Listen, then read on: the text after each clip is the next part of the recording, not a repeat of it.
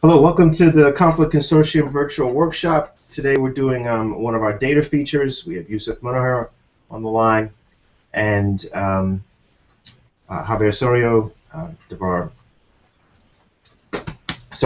Mannekin, and Will Moore, of course. We normally just jump right in with the sessions, and today we will do so. I'll get us started today talking a little bit about some stuff. Yousef, thank you for joining us. Some initial kind of questions on background initially is kind of like why settler violence? Why create this database? You do mention very quickly that UNOCHA has been collecting some information, but that was deemed to be kind of deficient in some way, shape, or form. Can you identify kind of like what was wrong with what their effort was trying to put forward and why you perceived the necessity for it? I have a bunch of other questions that follow from that one, but I thought let's get us started off with some basic kind of background stuff. Yeah, thanks, and thanks for this opportunity.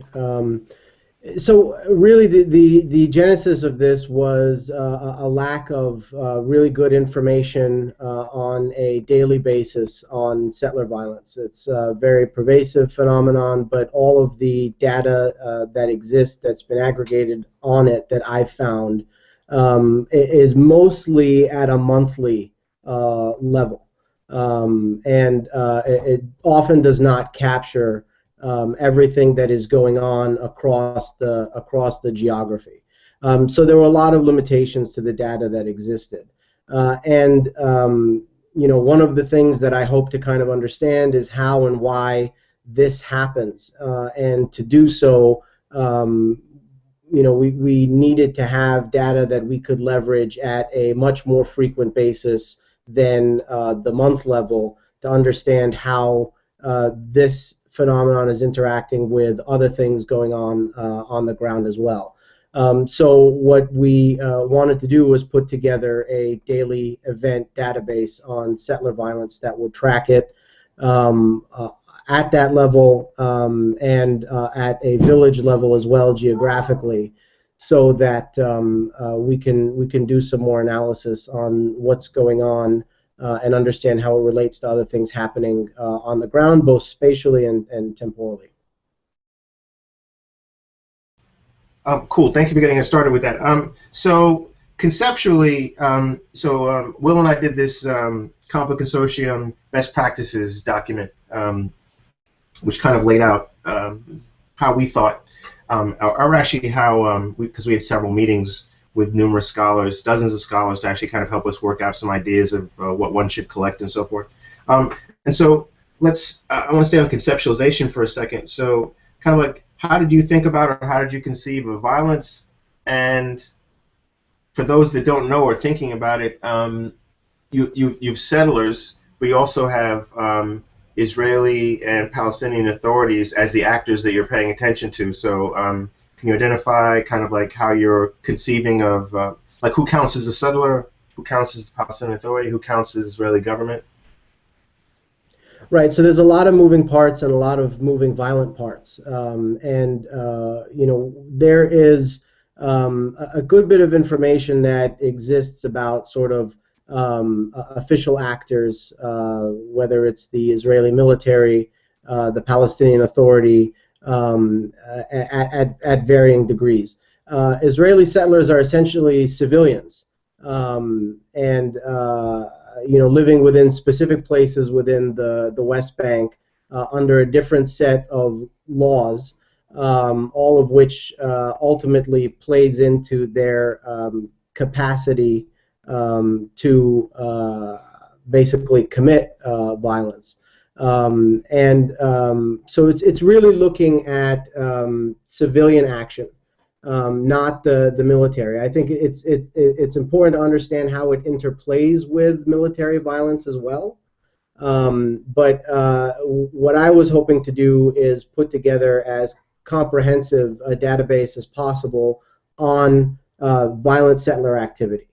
What we collected in the database is a range of different things, from some of the more routine violent acts, from stone throwing to some of the more thought out and more violent acts like shootings and arson attacks and so on. I definitely want to make this type of session a lot more interactive than we had previously. So I kind of like the rest of you all kind of chime in. I had one more though, which was kind of like so in one of the documents you sent us, there was some interesting photographs where basically you caught people in the act of doing some of the violent acts that you're coding. But I was kind of like, for something like arson, how do you know it was a settler? I mean, so it's like you have, from my count, you've got Israeli settlers, the Israeli government, Palestinian Authority, Palestinian settlers. So you have 4 different actors. Not that all of them could be engaged in violent activity, but for all intents and purposes, let's say they all could. But the way that this data is structured, you're trying to actually identify who the perpetrators are. The photographs go a long way to suggesting that you could determine who beat whom. But I'm like, a large part of this is really relying upon the Palestinian Monitoring Group and their capacity to actually tease out who the perpetrator is or is not. And things like arson, I'm just like, that takes a police investigation in the States, right? So I'm like, how are they figuring it out? And so after you on that one, and then let's just open it up. Yeah, and it's a good question. With things like arson and in some cases other destruction of property that does not involve arson, a lot of this stuff happens under the cover of darkness. People will come in the middle of the night, set something on fire, and run away. Sometimes it's people's houses, sometimes it's people's orchards, what have you. But a lot of this stuff is so routine and so understood that it's very clear what is happening, even if you don't see the perpetrators in the actual act. Oftentimes you'll see people, and this is in the reporting that's coded, people who had set a fire were seen fleeing back to the settlement of so-and-so. Do you have an exact ID on them? Do you know exactly what their names are? Is there a police investigation? No, most of the time not. But one of the big challenges that we face in understanding this this phenomenon is that there's a real absence of police action in what is essentially criminal activity. A lot of that is because of the varied levels of jurisdiction that are going on in the ground, and a big part of it is also political will too. So if you are a Palestinian civilian, let's say, that has been the victim of settler violence and you want to go report it, to who do you report it? So depending on where you live, there are different jurisdictions that are responsible. Sometimes it's the Palestinians, but in the overwhelming majority of cases, which are in areas B and C, it's the Israelis that have security jurisdiction. So this means to report an instance of settler violence, you're often going to have to enter a settlement or go to a police station which is nearby, within, or go through settlements, which are the communities from which this violence was brought onto you from. So a lot of settler violence does not get reported to the authorities that are supposed to deal with it. And beyond that point, there's also really dismal numbers on the investigations, follow through, and convictions. Something like 1.9% of all cases of settler violence that actually get reported to police end up in some sort of conviction. So looking at it from the authority end of it is really a very incomplete way of trying to capture what's going on because of all of that stuff. And it's imperfect for sure, but I think it's the best that we have to work with thus far. Will? Yeah. So I actually had 2 things that I want to talk about. I'm going to put one of them on the back burner, which is that. One second. So Devorah and Javier, I'm not sure if we mentioned it. So one finger for new intervention, 2-finger for kind of like directly on point, we'll get to you immediately. And it just occurred to me that we should have a 3-finger for Yousef if you have to stop for Kareem for a second. Okay, go ahead, Will. So there's, let's see, I'm not sure what page I'm on. On page 5 of the When Settlers Attack report, you guys have a graph of the incident types, and I'm curious about those incident types. But that's kind of going back a little bit on the issue that we were just discussing.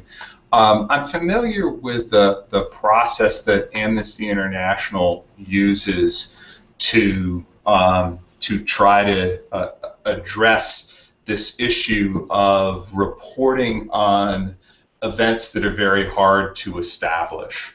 And I'm wondering, I know you guys are relying on a third party, on a different organization to provide the reports. You're not collecting the reports yourselves, and then you're not making the decision about whether or not an event gets reported. You're just coding someone else's reporting. I want to try and talk in the language of random error versus bias, right? There's random error where we're just uncertain about how, in other words, where we're equally likely to code an event, for instance, a fire as having been an arson or not having been an arson. Do you have any reason to think that the error in that process of identifying events is random, or if not, if it's biased, not in the way that we talk about bias normally in society, or people want to talk about bias, but instead in the technical sense? Can you speak at all to that? Yeah, certainly, and it's another good question. It's something that we wrestled with a lot in dealing with this, precisely because of the concern that you raise. One thing I can tell you is this: there's a number of different NGOs that do some kind of tracking on settler violence. Some of them are Palestinian, some of them are not Palestinian. Some of them are international organizations as well. UN OSHA is probably the most known and has some of the most robust data on this. The problem that we wanted to try to solve is to get the data on the daily level, which nobody else was doing but the PMG. And that bias, suspicion, concern is always going to be there because of that. What I can tell you is that when we look at the trends in our data that we coded from the PMG reports, and the trends in the data from other organizations, while we definitely see higher numbers in our data in terms of the absolute number of incidents that are taking place, the trend lines over time are very similar in terms of volume. The patterns are very similar. I think one of the things that's going on, and when you look at the way that the data is collected, for example, the PMG relies on civil society actors throughout the West Bank to contribute to the pool of data that they have on a daily basis.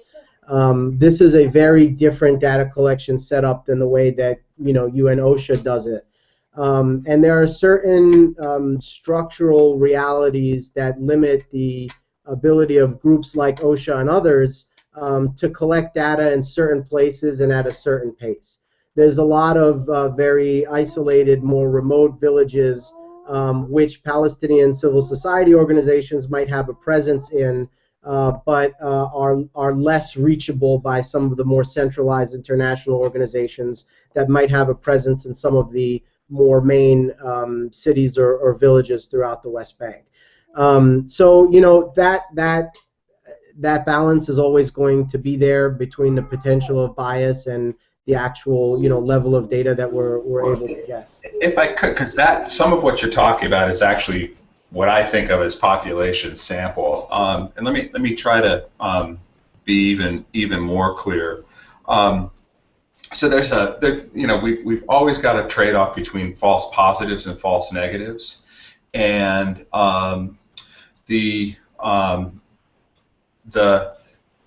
way that Amnesty International has structured themselves is that they, in order to be perceived as credible, they made a decision early on, and it's continued to guide, at least up, as far as I'm aware, still continues to guide, where they're most concerned about false positives. They don't want to be the boy who cried wolf. The most costly thing is to actually have to walk back an allegation. So they have a very clear bias, which is an undercount bias. It's very clear that when you're dealing with Amnesty International, they have information about all sorts of allegations that they do not make public because they don't rise to the standard that they want to put out there, because they would rather say nothing than say something and then have to take it back later.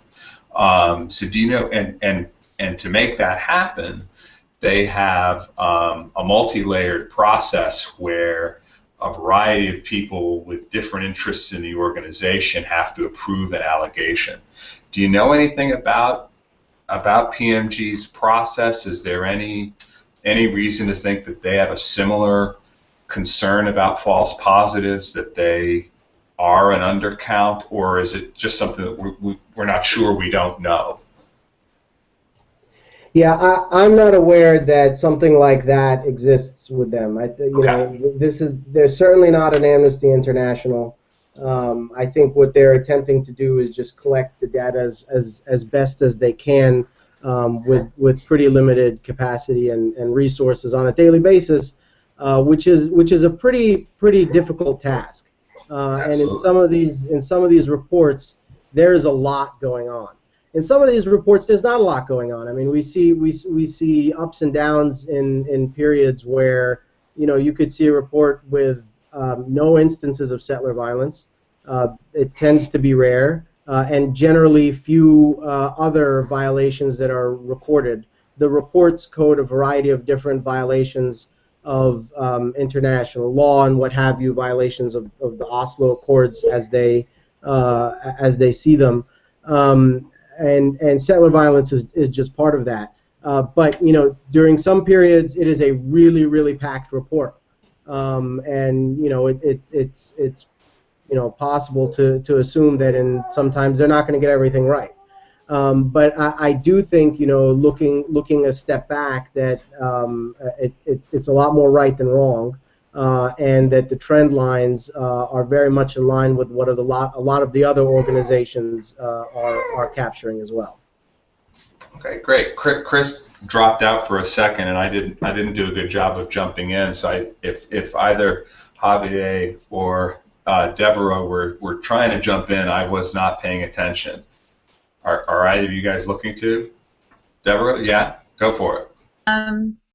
Yeah, maybe I just build a little bit on your question, Will, and just ask a little about PMG and how they get their data. So I understand it's like a coalition of different kinds of grassroots organizations. So do victims contact them? Do they observe? Or how does this actually? How do they find out? And then what do the reports look like?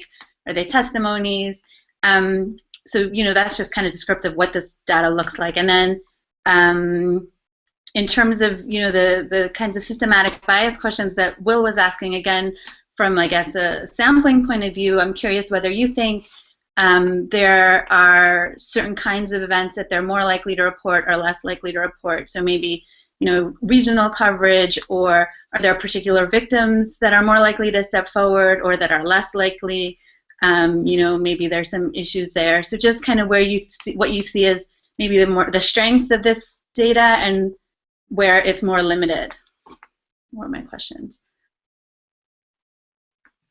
Yeah, I mean, in terms of what they're likely to report and what they're not likely to report, what we've seen in the data is a really great variation in the types of things that they report and the places that they report from. They're really capturing a tremendous amount of stuff, a lot of it that is not headline-grabbing material.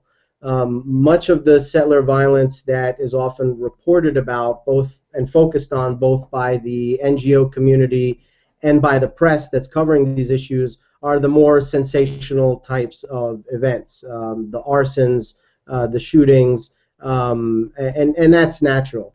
But they capture everything down to as obscure as physical attacks and harassment and stone throwing in really isolated places. So there's a really huge range. I think they're actually capturing a lot of information and doing it fairly well. The mechanism I'm not as familiar with. I know that there is a network of NGOs, Palestinian NGOs that are working at different levels in different locations within the West Bank that are reporting a lot of this stuff. Precisely how that mechanism works, if there's one person that is culling all of this stuff and then vetting it and then coding and reporting it, or if there's more than one, or if there's different levels, I'm not really sure. The report itself is text-based for the most part. It's pretty standardized. It's broken up into sections, both geographically and by violation count. So you'll get sort of a summary up top of the daily report of how many instances of what different violation there were, settler violence being one of them, along with other stuff, and then a short summary of sort of the highlights listed within the rest of the report of that particular violation. So, in such and such a district there was this act of violence, in such and such a district there was this act of violence.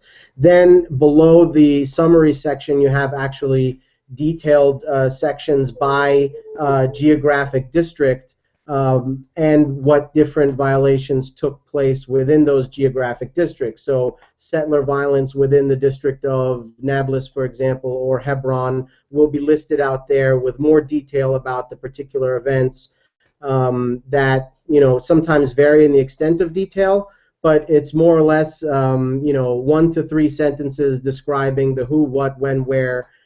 If there is great detail about the name, age of the victim, that's usually included.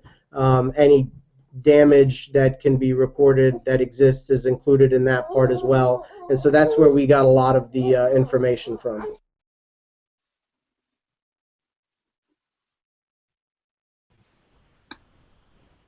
Yeah, I had a two-finger, kind of related to that. It's an interesting kind of question in many respects. I mean, your database hangs on the balance of what we think about the Palestinian Monitoring Group, and it's the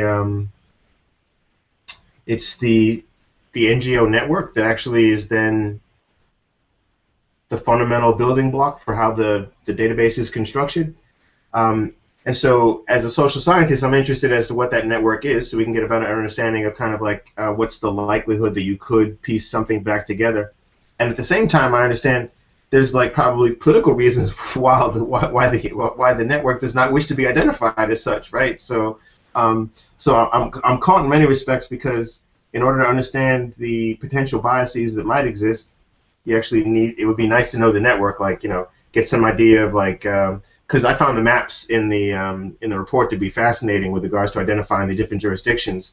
What would have been equally interesting to have a layer on there that actually identifies the NGO network, right? That would have been equally as interesting as well to kind of get a sense of if there's greater density, if the size of the various kind of like Palestinian areas also corresponded to the size of the NGOs and get some sense there. It's more of an, I guess, an open-ended comment than it is a question. Do you know that there's any work out there that kind of specifies what the NGO network is to get some sense of the penetration of the space? Well, one thing that I need to be able to do is get a better grasp on the PMG's data collection effort. And I think that is doable. I think it's just something that I have not been able to get more information on, but I don't think it's impossible to do that. In terms of the the NGO networks, the one thing that there is a lot of for certain in the West Bank is civil society organizations. There's tons of them and they exist all over the place. How many of them are actually involved in the data collection effort is something that I'd have to figure out from PMG, and I think that's doable.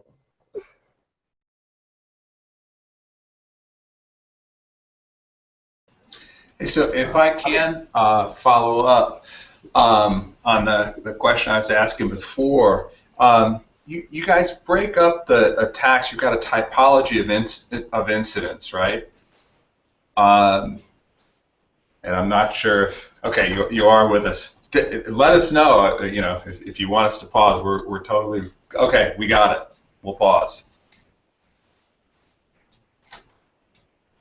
But just to let you guys know where I'm going, and I'll catch Yousef up, I'm curious about these incident types. I don't know if any of you opened up this data set from 09-10 that he sent, but we've got this incredible detail in the in the event descriptions that they put in, and you can see there's a lot of work that needs to be done to then aggregate to these incident types. And whenever I've got a typology, I'm always curious about whether or not those are. Tilly has this great discussion somewhere in the 1978 book where he, in like a couple of paragraphs, says, well, there's two poles to how we can approach the world. One is to be scholars who impose order on the world from our own theoretical perspective or what have you, and another is to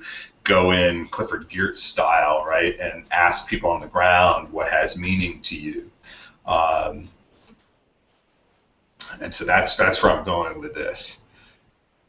So Yousef, getting back to these incident types, where did they come from? Are these the most common?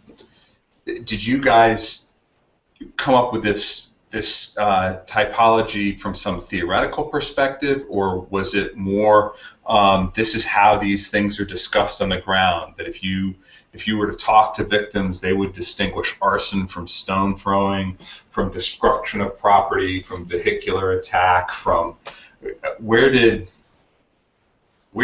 that come from? How did it come about? So we tried to create categories that really described what was going on in the simplest of terms, but at the same time allowed you to distinguish between some of the things that were kind of similar. So I mean, arson is very straightforward. And there's that's probably the easiest one to kind of classify. Destruction of property is pretty straightforward. These are really the main. Well, if I can ask there though, arson does destroy property, right? Yes. Yeah. No. So is there double counting? Are they? No. So destruction of property is acts of destroying property that it does not include arson. Okay. So for example, what you'd see a lot of is uprooting of people's agricultural fields, right. Olive trees, almond trees, what have you. So there's a lot of that. There's also, in the data, some bizarre stuff that does not happen very often and is not going to fall into its own category, like people who decide to take it out on like farm animals. That happens occasionally. There's instances of like poisoning animal feed and stuff that takes place. Which is not going to get a category on its own, but falls into sort of that destruction of property category. The stone throwing is very straightforward as well. But here's what I found odd about it is some of them are outcome focused, destruction of property. Some of them are the mode of violence focused. Arson is different than a vehicular attack, which is different than a shooting. And so, as a social scientist, I would come at it from a standard event approach where I'd say actor, target, action, and then I might want to add outcome, right? And those would be distinct. You guys haven't done that, and that's why I was kind of curious. I mean, you're describing the differences, but you're not telling me, or at least I'm not hearing well if you are telling me why those. And it may be what you are saying, and maybe I'm just not hearing it well. Is what you're saying is these are ways that we could distinguish clearly. Is it sort of a coding rules sort of a thing, or is it really that no? If you go out into these occupied territories, you're going to see that people make these distinctions. These are the kinds of these came from the street, as it were, rather than from the theorist. Does that make any sense? Yeah, I think it's a little bit of both, actually. I mean, I think what people do on the ground think about arsons, for example, very differently than destruction of property. It's a different level of event. Destruction of property is, oftentimes does not touch the human population viscerally in a way that arson might and could. So there's a different sort of recognition there when it comes to those two events. But it also was among the easier ways to kind of classify what was going on from the perspective of how do we report this data. So I think it's actually both of those things. Now, it's the more trickier one, for example, is when you get into physical assault and harassment.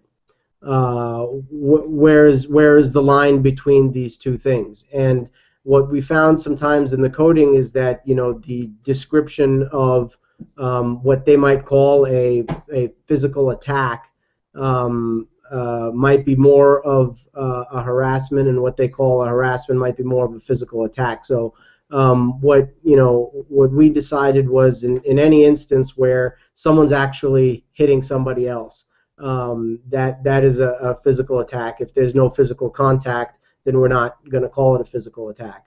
But again, all of it depends on the quality of the reporting, and sometimes you get observations where it's not entirely clear what happened on the ground.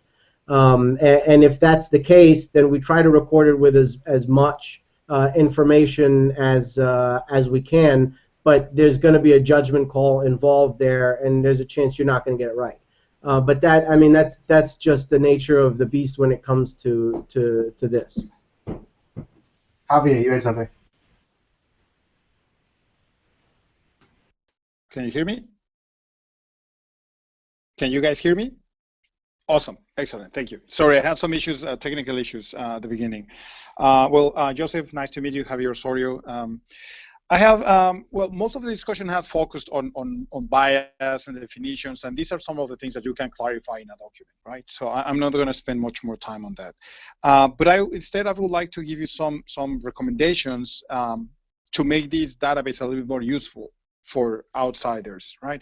You created a hammer and you want everybody to use this hammer. Otherwise, well, what's the purpose of building a hammer? So in order to make this database a little bit more user-friendly, there are some things that we might want to consider from a theoretical perspective or ontological perspective, and also the usability of the data. As Will mentioned, we can consider an event of 3 basic, if not 5 components.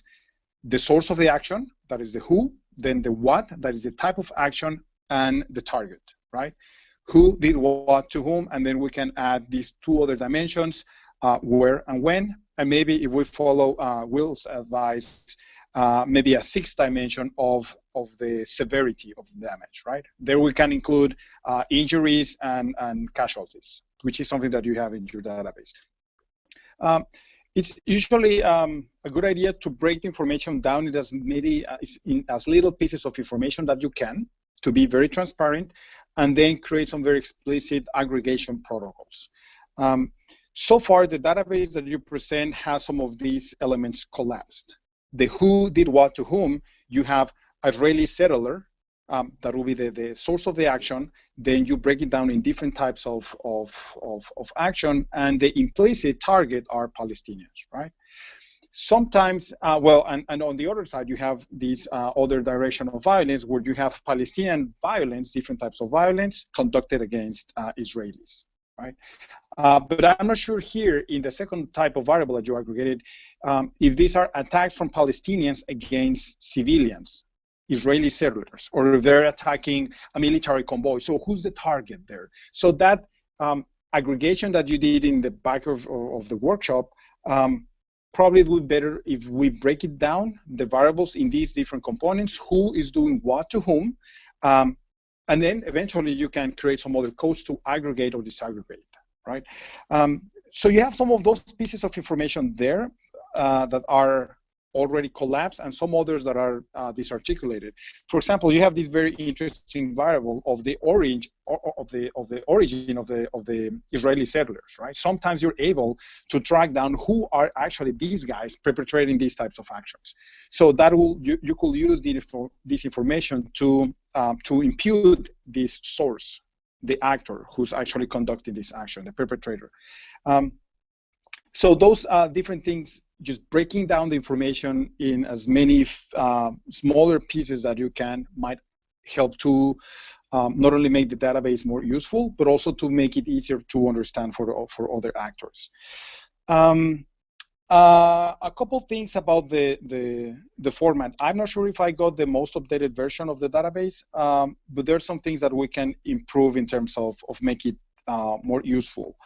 And those have to do with, for example, the formats of the data, right?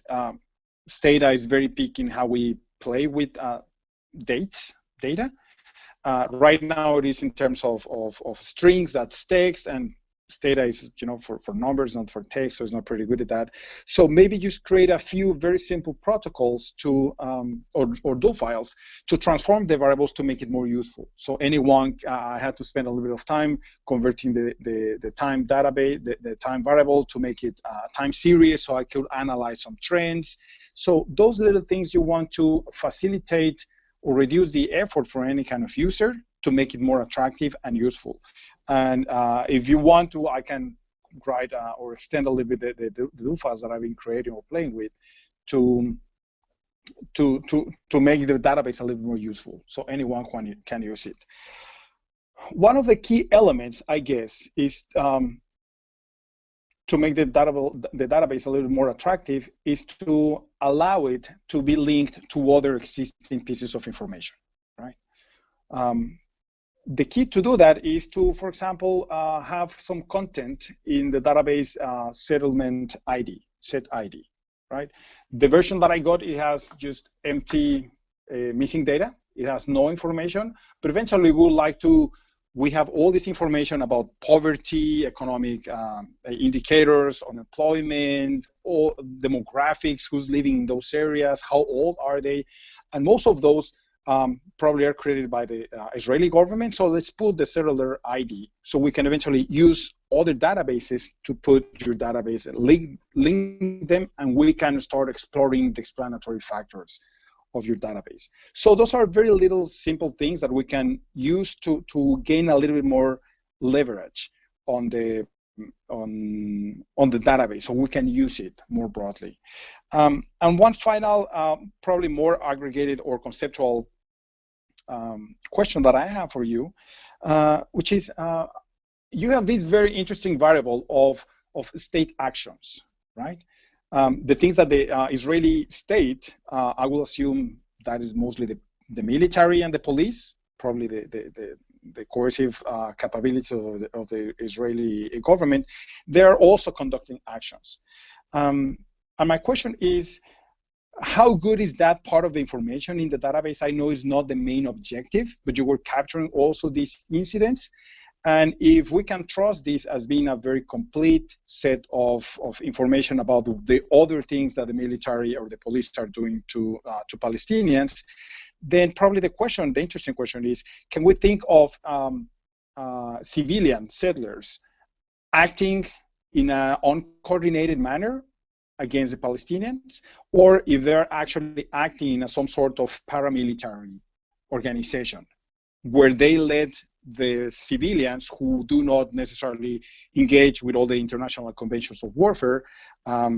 If the Israeli government is actually letting them do some things illegally in terms of the illicit kind of warfare, if they're acting actually as paramilitary groups in the shadow of the overt actions of the military and the police from the Israeli government. Yeah, those are my recommendations. Pretty much break down the information in terms of events, who did what to whom, when and where, develop some protocols to aggregate the data in the more meaningful categories that you might think. I can help you develop some do files to clean the data in the right kind of format to make it more easy for others to use. And probably you can just bounce a little bit on the idea of what is the type of violence that we have from Palestinian settlers. Can they be considered as a paramilitary actor, acting under the shadow of a broader perspective of conflict with the government using the military and the police to fight Palestinians? Well, thank you for that. That is incredibly useful, and I may definitely take you up on the offer to help out with some of the formatting issues, because it's definitely not my specialty. Just a couple things on that. On the settler ID. First of all, just in general, the data that I did send was a subsection of the database. It covered 2009 and 2010. The entire database goes from September 2014 through 2004 through 2014. So there's about 10 years worth of data, and the intention is to continue to code to the current date as well. So yeah, definitely as a subsection. I don't think so. The thing with settler, the settlement ID. The settlement ID is a standard identifier for the settlements, and each settlement has its own ID number. And I think where we began to put those in was later on, but that's something that can easily be filled in throughout the rest of them because it's tied to the name of the settlement, and it'd be easy to kind of do that. But once you do have the identifier in, there's a lot of very interesting data, and there's some variations of this database that I've started working on as well that merge in some of this data that allows you to look at not only some of the economic information that you have for all of those settlements, but also sort of political ideology and religiosity as well, and look, for example, at the the types of violent behavior you see emanating from settlements based on the religious nature of the settlement, because there is a great deal of variation that does have something to do with it. So yeah, that's something that would definitely be filled in for the rest of the database, and has a lot of use. On Palestinian violence, so we tried to fill in Palestinian violence from the same reports. And we tried to do so on a daily basis. It is not a complete picture of Palestinian violence, and it's the data that I sent, for example, does not include Palestinian attacks in the West Bank and from the Gaza Strip. All that data is in the bigger database, but it really makes things very messy, particularly because of the way that the recording of individual attacks from Gaza takes place. So every time there is a launch of rockets from the Gaza Strip, that's recorded as an event. And every group of rockets that's launched, if it's 2 or 3 rockets at a time, that's recorded as an event.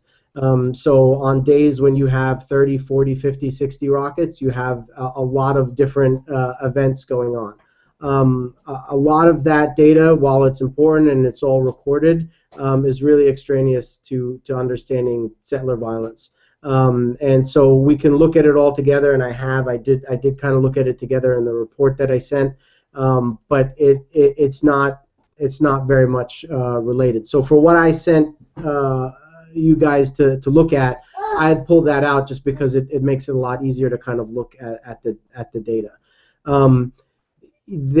As I said at kind of the outset of this, there's a lot of different violent actors here, and another thing that this does not capture is Israeli state violence against Palestinians. This is simply looking at the settlers. And so the point that you raise about the nature of the settlers as a paramilitary force is a very, very important one, definitely worth investigating. It becomes more challenging to do so without understanding that relationship between settler violence and state violence. The data on that is not recorded in this database. So that's something we could definitely look into adding. The other question the point that you raised was about Israeli state actions and the way that those kind of relate to the settler violence. So what I looked at there was basically decisions by the Israeli state or parts of the Israeli government that relate to Israeli settlements. And so there is there's a lot of ideology at play here. And there's a lot of politics at play here between the settlers and the state, and the violence is often used to exact the price for Israeli state action. So, for example, what we've seen in recent years, since maybe 2007, 2008, is that if the Israeli government decides that a particular settlement has built a house illegally on privately owned Palestinian land, and that house should be demolished, or that settlers should be evicted from those homes, and then carries out that decision by actually sending the military in, removing the settlers, demolishing the homes. The response from many within the Israeli settler community is to use violence then often against Palestinians as a reaction to the Israeli state's decision and the execution of that decision, in a way of saying, look, you're going to do this against us, we're going to cause problems for the Palestinians. And in some cases, this has often even resulted in attacks against also Israeli state elements. Rarely, but it has happened as well. But it's a way for those within the settler community to send a very strong message to the Israeli state that we are not going to leave quietly. So don't get any bright ideas. And so what we wanted to look at was how much of settler violence is actually explained by these Israeli state actions against the settlers. So this is often talked about as price tag settler violence. That's what it's commonly referred to as, settler violence, which is done as a reaction to these kind of Israeli state actions. And that's why we recorded this data to see, how much does it really drive settler violence. And what we found was that it's definitely statistically significantly related to it, but it really explains a very, very small part of what's going on. So while it's definitely important, it's a very small part of the picture. Fascinating. So just going back to the who did what to whom, then this is something that was not clear to me at the beginning. So this is state violence, well, Israeli state violence against pretty much its own people in the settlement area, right? So it's not necessarily violence, although it can escalate to violence. It's state decisions against the settlers. So it could be a court order for an eviction. Okay. Excellent. So that's good. Good clarification. Yeah. Just to react a little bit with what you mentioned. I'm sure you spend all your creativity and uncountable numbers of hours and probably months putting together this database. And it's incredibly frustrating where you have people like us asking for more, right? It's like, yeah, do this, do that. It's like horrible. This happens to me all the time and just makes you want to cry. But and of course, you cannot capture all the complexity of the conflict because you have a very specific objective of just capturing this particular type of dynamics. But again, this is why it's important to make it to enable this database to be linked to all other databases that we have, not only for the explanatory factors, but also there's, I will say, one of the most studied international conflicts is precisely this one, the Palestinian-Israeli conflict. So we have lots of databases that you don't have to worry. Maybe the key is just to make your database, to allow this database to be linked to other existing databases where we can see the broader picture of violence and conflict for many different years. So I'll be happy to help you with that.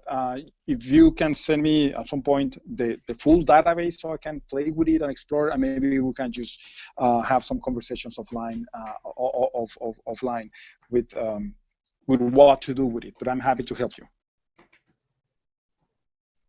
Yeah, I appreciate that. That would be great. If I may jump in, Yousef, because I haven't had a chance to ask, and I don't know if others know the answer, but we talked right before getting on the air that the database is currently not publicly available. Are you interested in making it publicly available? Yeah, at some point. This has been sort of a side project for me for a very long time, along with a number of other things. So I haven't had the chance to really focus on it the way I would have liked to. And it definitely needs a lot of fine tuning, I think, before we can get to that point. And ultimately, it's a goal, but it's not something I've been able to focus on right now. But with this helpful feedback, it's maybe something that can happen sooner than later. Related to that, one of the objectives of the consortium, Yousef's smiling because he knows I've been asking for this data for a while, but because I think it's fabulous and I want to try to get as much data out to the community as possible. But related to that, I think this is perhaps the kind of proper venue for it, right, Yousef? Because basically, it would be useful for you to get some partners to kind of assist you with trying to get some stuff done, and actually the consortium might actually provide a venue from which you could find who those people are that could assist Javier or others. Basically, part of the issue is to try to get even people that have like some idea of what could be collected to then match them with people who could basically kind of take it to the next step. You've already done a tremendous amount of work to then get it to that finished level that everybody else can get in there. I think that would be fabulous. But I like Javier's idea in many respects in the sense of there is a lot of data on this particular conflict. What I've not seen is the mega one where all sides' perspectives and data were put forward together in one venue, which I think is extremely powerful. So to pull all that stuff together, I think would be very useful. I'm then wondering about the kind of conflict versus the peace and cooperative people as well, right? Because there's also a bunch of data that people collected on the cooperative activities that people have undertaken in respects to the region as well. And so clearly that was not an interest of this particular project, but it seems like that could be opened up to basically allow for that.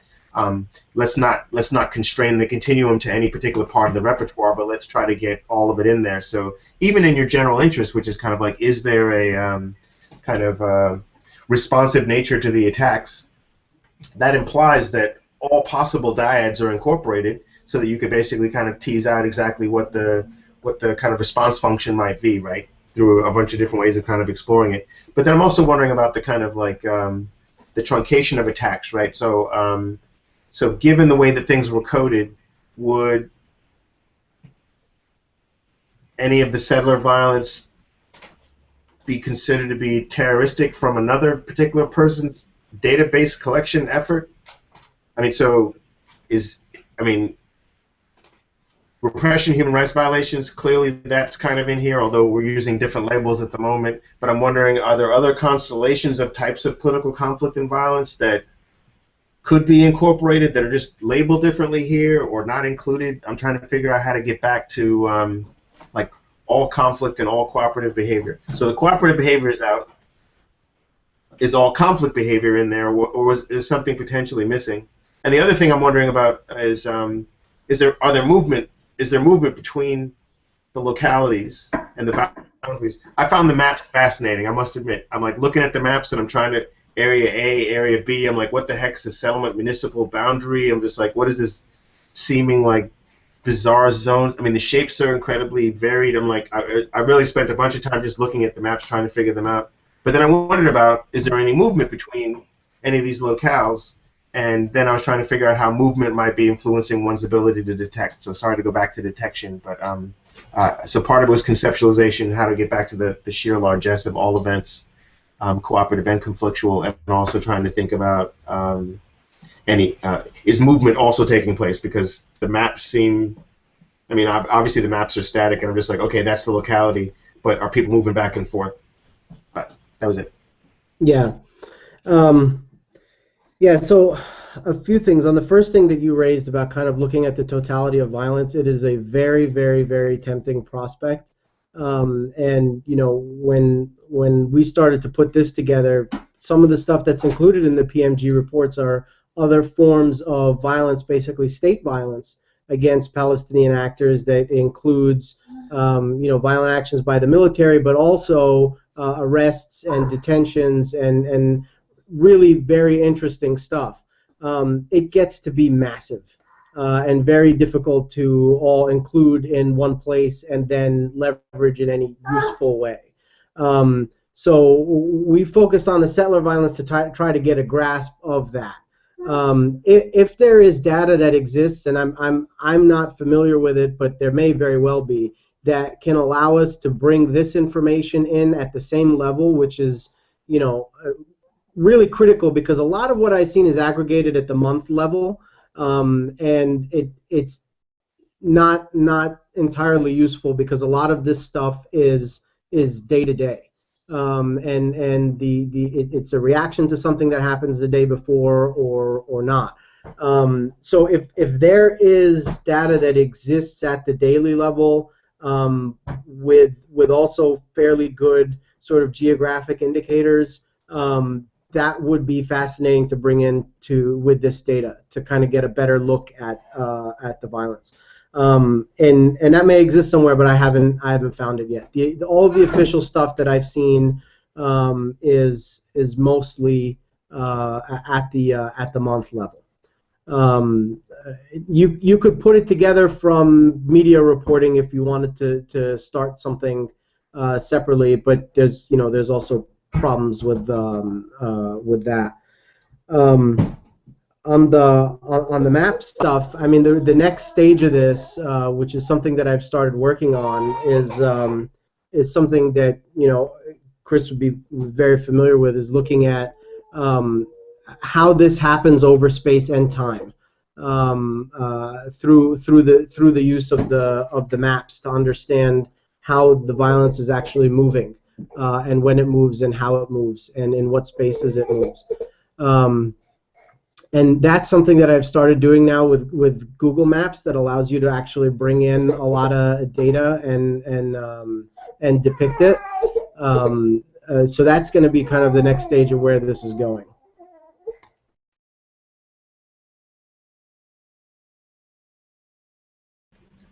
So Javier, were you thinking of like Schroed stuff on the Levant?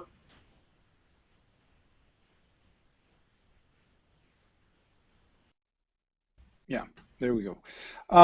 Well, there are many different possibilities we can explore with this. I think not only in order to make the database available is one aspect, definitely. Also, I will be happy to help in developing some aggregation scripts, right? That's usually the problem when we have very fine-grained information at the municipal or county daily level. We want to aggregate this information to match other databases that are represented at the monthly, state level, or yearly level, those things. So there's definitely lots of possibilities. That's one of the advantages of having this aggregated data, that you can then put everything up together instead of breaking it down, which is that's impossible. But yeah, there are many different things we can do with this.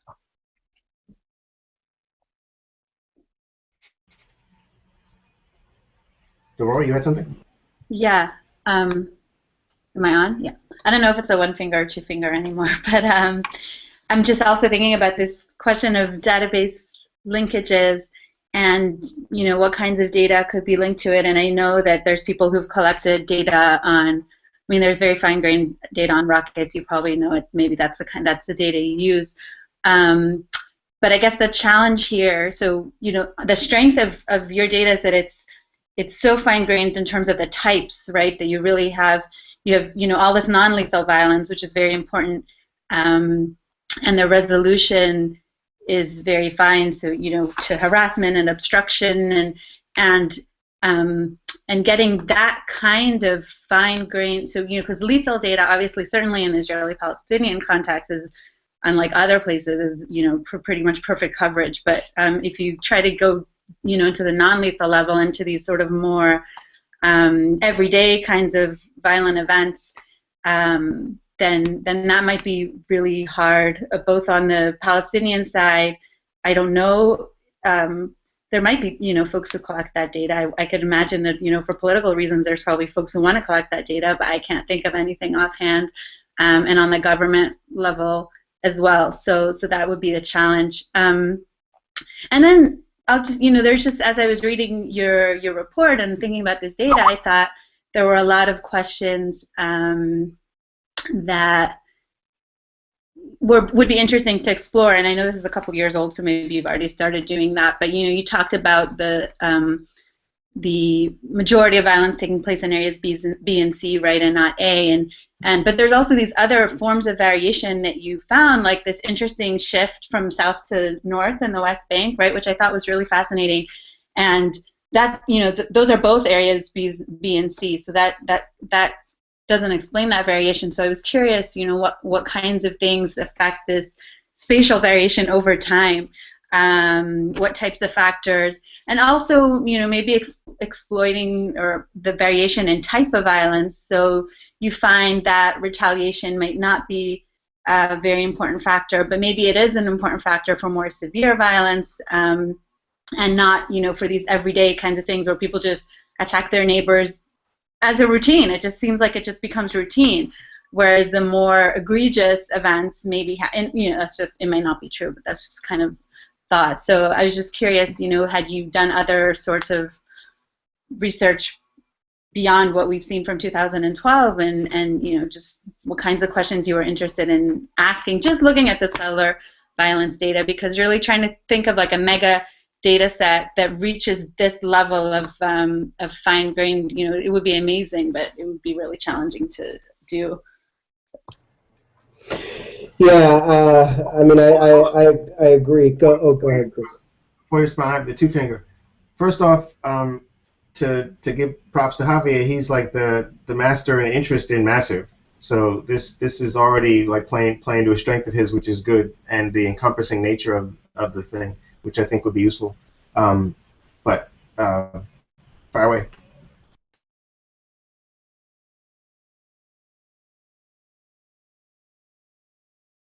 Yousef, go ahead.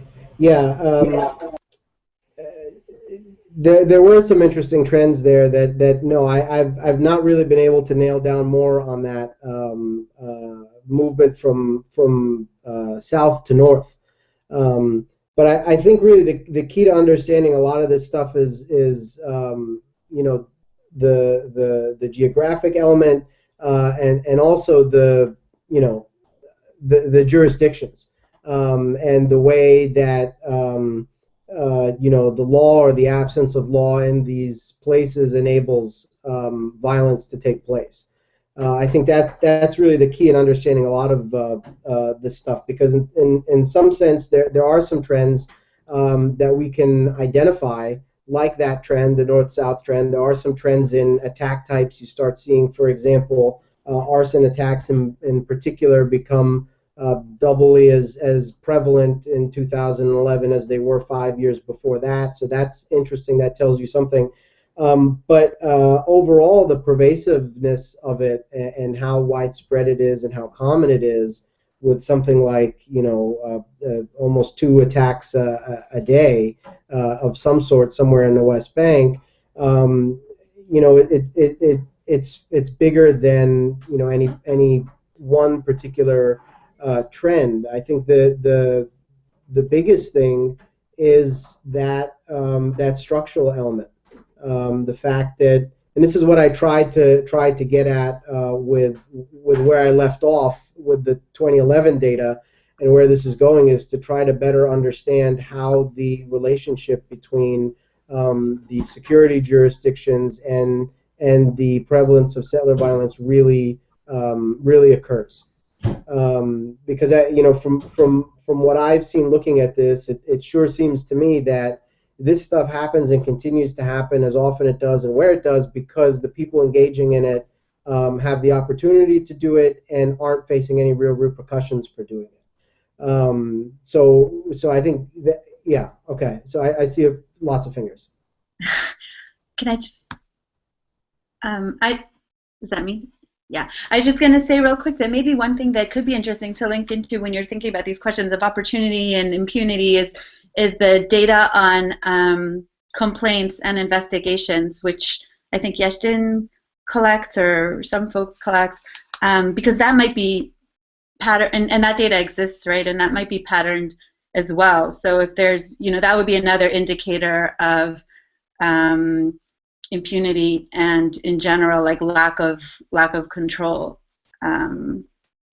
just to see where are complaints spatially vary, do people even bother to complain less and more in different areas, and then our kind of investigations. Obviously at the aggregate we see that there's very, very few investigations and convictions certainly, but there do seem to be a lot of complaints, and so maybe you could get some more leverage out of that. Just wanted to add that. So. Yeah, and if I could just, I know Will wanted to jump in, but I just wanted to explain something a little bit further here. So because of the way that the jurisdictions are kind of broken out, and the different authorities in these different places have different sort of rules of engagement when it comes to different actors. So the Israeli military, for example, which is in charge, is the primary authority in areas B and C when it comes to security, is not permitted to engage Israeli settlers as the military. The police are, but the police are not really present in these areas.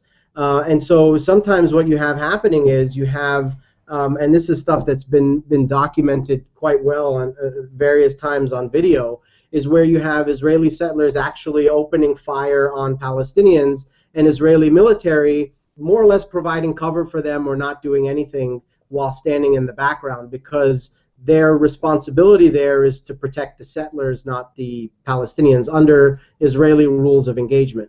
So there's this very important question that continues to come up about what is the relationship between the settlers and the military, and is there a paramilitary function?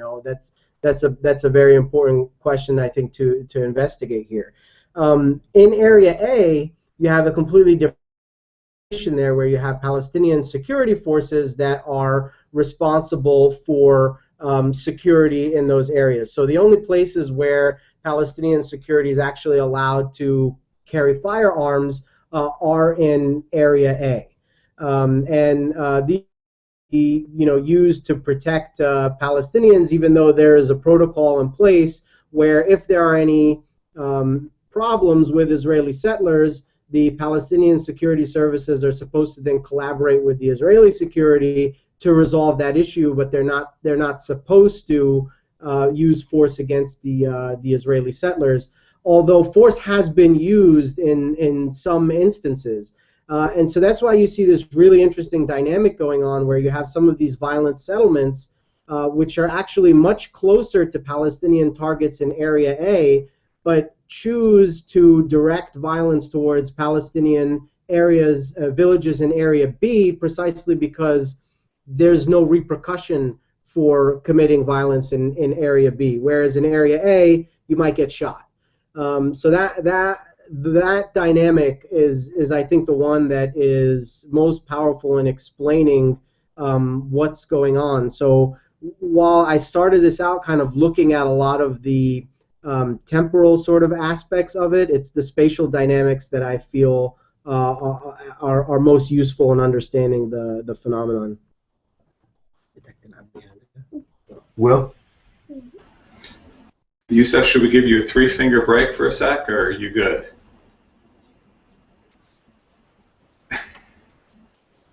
You're muted, so I'm not hearing the answer. No. It's okay. I think it's occupied sure? on my phone right now. Okay. Yeah. Don't hesitate. Okay. Yeah. I know you're multitasking, but you're the only one who can make the call on the trade-off. The rest of us are, we can't make that call. But we're happy to pause. I appreciate it. So I actually wanted to just respond to Christian's follow-up to Javier, and it goes back to, I loved Javier's discussion. It goes back to something we talk about in the standards. If you have space and time and who, what, where, and then if you want to add some outcomes, then you can integrate with anything, okay? And what Javier was pointing out is that you've got the time, that's awesome, though it could be made a little more user-friendly. You've got the space, but not in a very user-friendly way. And then Yousef pointed out, well, we have that added in later on, but not in the section he gave us out, but it could easily be extended. And I don't know about the houses in conflict network, Chris, but right, they're often using NGO databases and surveys and all sorts of other things, which I think is the kind of stuff Javier had in mind more than the Levant stuff. But any of it is potentially useful. I wanted to ask a little bit about, you've got a human content analysis project here. And so I wanted to ask, who's actually doing the reading and making marks in a spreadsheet? Is that you and you alone, or is it you and some combination of coders, or is it just some combination of coders that you've trained? And what, if anything, have you done to try to improve the reliability of the human element there? So if you could just talk to us a little bit about that. Yeah, sure. So we started this in 2011. We started the actual project in 2011. I'm sorry, it may have been 2010.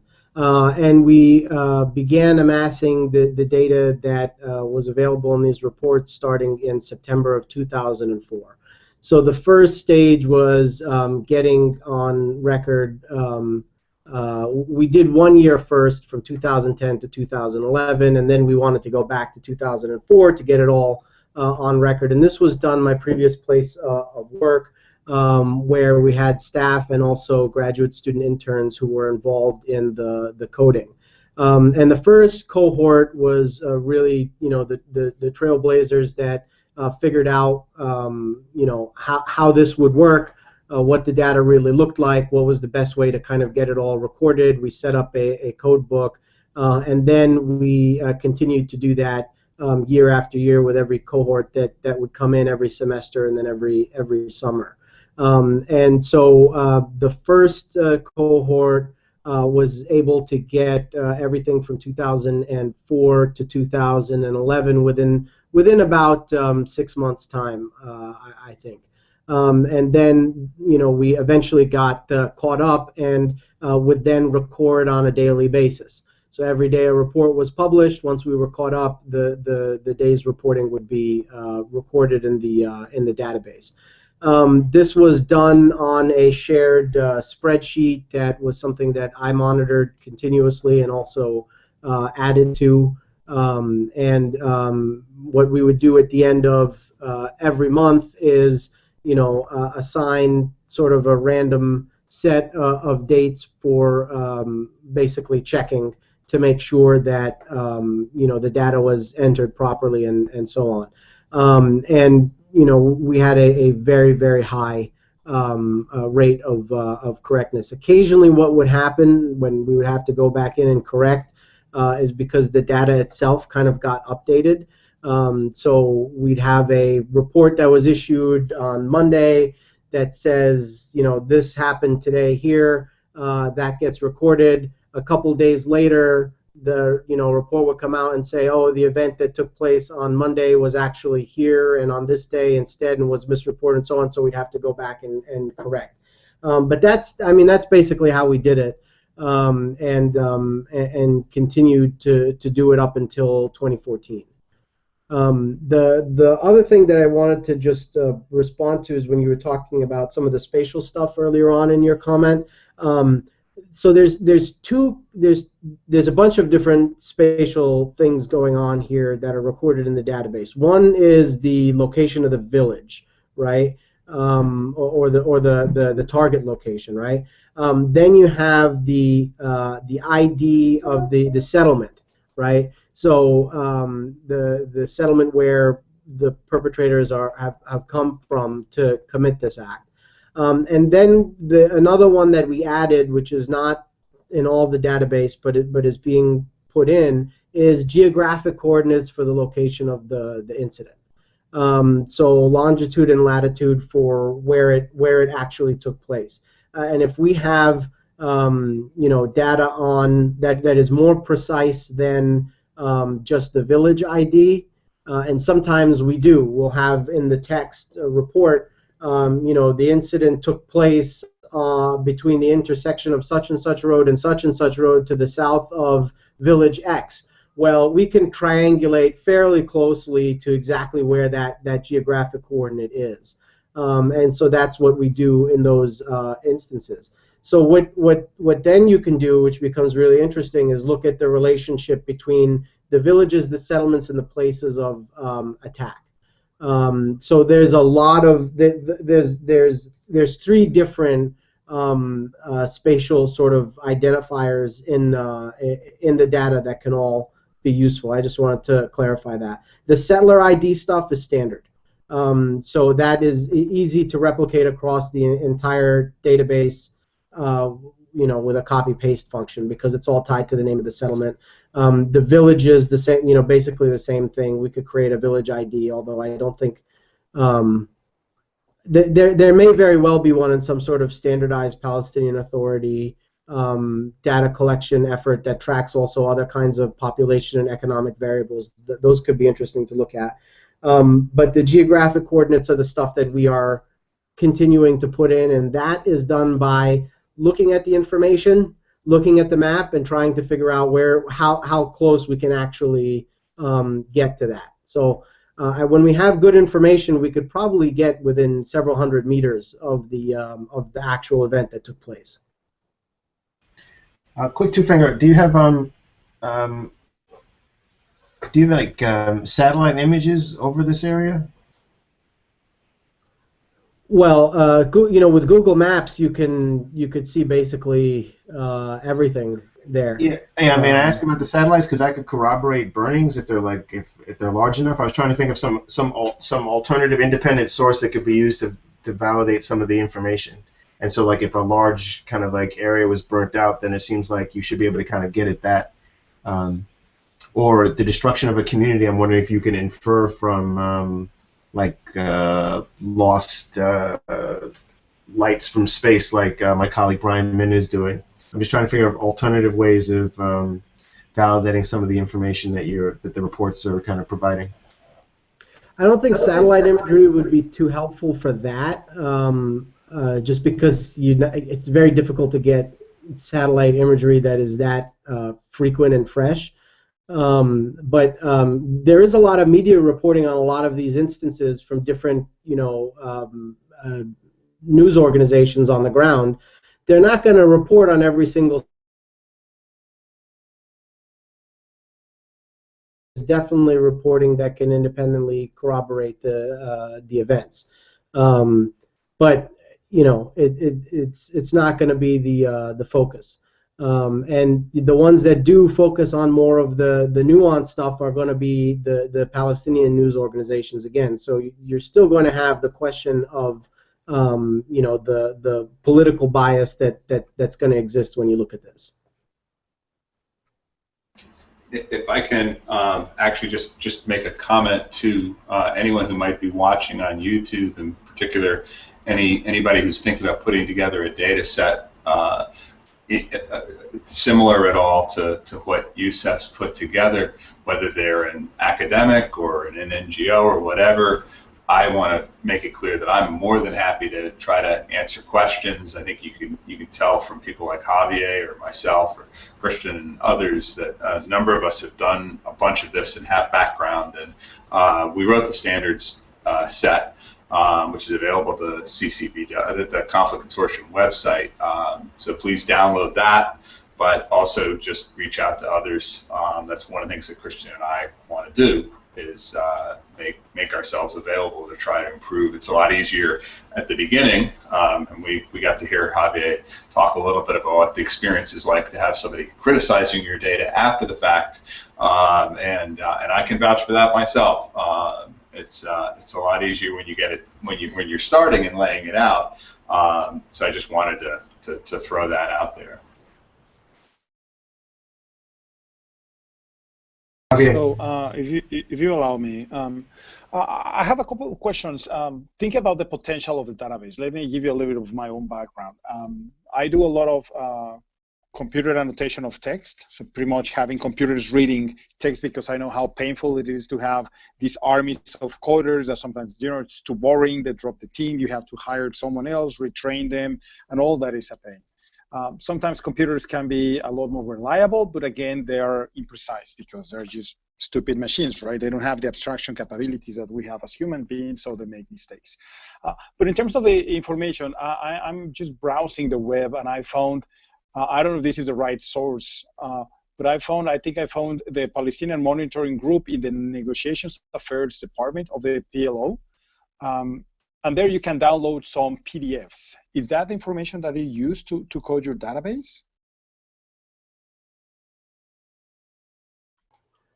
Yes. Awesome. And this is available in English?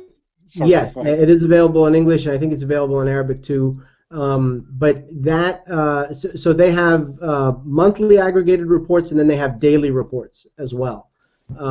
So what was used is the daily. Report. The daily. Okay, awesome. So you use this information, and I see here that they have a row that says serial violence. Is that Correct. The information that you use? Yes. Yeah. Awesome. Okay. Perfect. Yeah. And so and at one point there was some kind of script that some kind of coding script that somebody helped me develop to like download all of these reports in mass, and I think basically had I may still have them somewhere, all the PDFs of every individual day from 2004 to 2011 on some... We don't wish to discuss any potentially questionable legal activity, so we'll leave that alone.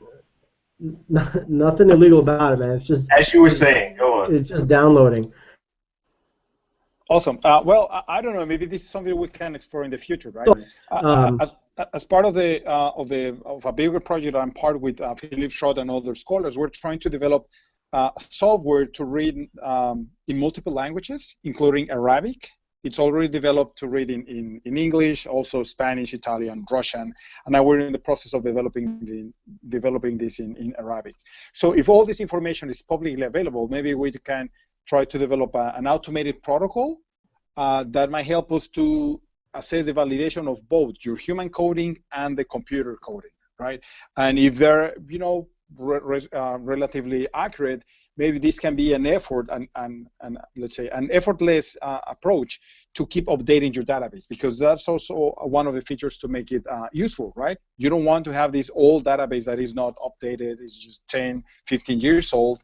No, you want to develop a system to make it available pretty much on a daily basis. You have this really good fortune of having the Palestinian authorities uploading these documents and making them publicly available on a daily basis. So we could develop a script to download all this information and having the computer coding that for you with the kind of structure that you already have in mind and develop for this original effort, right? So that's another potential for right. you. And if we can really rely on the computers to actually do an effective job of the coding, then you can also record more than the settler violence from those reports.